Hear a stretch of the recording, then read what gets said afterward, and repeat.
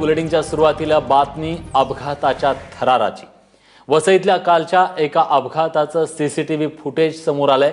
वसईत शाळेच्या समोर एक भरधाव वेगाने येणाऱ्या एका बसनं दुचाकी चालकाला फटकारत नेलं। 50 वर्षीय विल्यम लोपिस असं दुचाकी चालकाचं नाव असून ते गंभीर जखमी झालेत। त्यांच्यावर मुंबईत उपचार सुरू आहेत। सीसीटीव्ही कॅमेऱ्यामध्ये हे सगळी दृश्य अपघाताची कैद झाली आहेत। अक्षय भाटकर आपले प्रतिनिधी आपल्यासोबत आहेत। अक्षय, काय अधिक माहिती आहे या अपघाताच्या संदर्भात?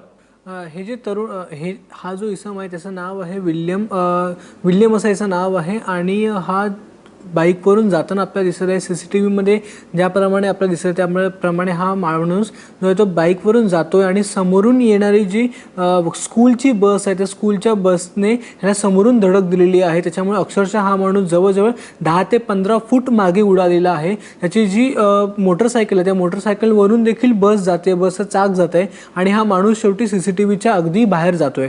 एकूणच हा जो अपघात आहे त्या अपघाताची तीव्रता आपल्याला सीसीटीव्हीच्या फुटेजवरून लक्षात येते। त्यामुळे नक्कीच हा जो विल्यम आहे तो खूप मोठ्या प्रमाणामध्ये या अपघातामध्ये गंभीर जखमी झालेला आहे आणि त्याच्यावर सध्या मुंबईच्या एका रुग्णालयामध्ये उपचार सध्या सुरू आहेत। तर देखील हा जो अपघात आहे तो अतिशय भयानक आहे। जर हे जे सीसीटीव्ही नसतं तर नक्की या अपघाताची आपल्याला तीव्रता देखील कळली नसती। पण सध्या तरी समोरून जी बस धडक दिली आहे त्या समोरून ज्या बसचा जो चालक आहे, स्कूलचा चालक आहे, त्याच्यावर आता गुन्हा दाखल करण्यात आलेला आहे आणि वसई पोलीस, विरार पोलीस यामध्ये आणखीन तपास करते नेमका आणखीन याच्यामध्ये आणखीन काही पैलू आहेत का। एकूणच हा जो अपघात आहे तो अपघात झाल्याच्या नंतर हा जो अपघात आहे तो हा जो इसम आहे विल्यम हा मर्सेस इथे राहतो आणि त्याचे जे नातेवाईक आहेत त्या नातेवाईकांना देखील कळवलेलं आहे।